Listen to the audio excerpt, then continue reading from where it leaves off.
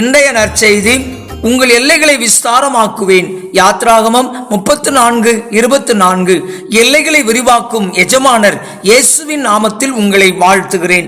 தேவன் இந்த வாக்கு தத்தத்தை இஸ்ரவேலருக்கு கொடுத்த போது அவர்கள் குறைவுபட்டிருந்தனர்.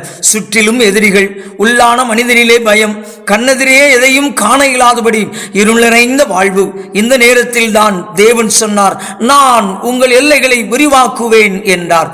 அந்த அருள் நிறைந்த வார்த்தையின் மூலம் இன்றைக்கு ஆண்டவர் உங்களோடு இடைபடுகிறார். 4 எல்லைக்குள்ளே அடைபட்டிருந்த உங்கள் வாழ்க்கை இனி அப்படி அல்ல. நீங்கள் குறுகி கிடந்த இடத்தில் இனி குறுகி போவதில்லை. இனி இது நமக்கு கிடைக்காது, அது எட்டா கனியாகும் என்று நினைத்த பகுதிகளை இனி உங்களுடையதாகும். உங்கள் தொழிலின் எல்லையை, குடும்பத்தின் எல்லையை, உங்கள் வேலை வாய்ப்பின் எல்லையை, உங்கள் ஆன்மீக வாழ்க்கையின் எல்லையை, உங்கள் ஊழியத்தின் எல்லையை இதோ ஷனப்பொழுதில் விரிவாக்கப் போகிறார்.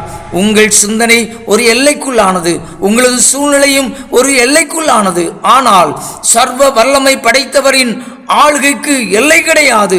ஆகையினால் அவர் சொல்கிறார், நான் உங்கள் எல்லைகளை விஸ்தாரமாக்குவேன் என்கிறார்.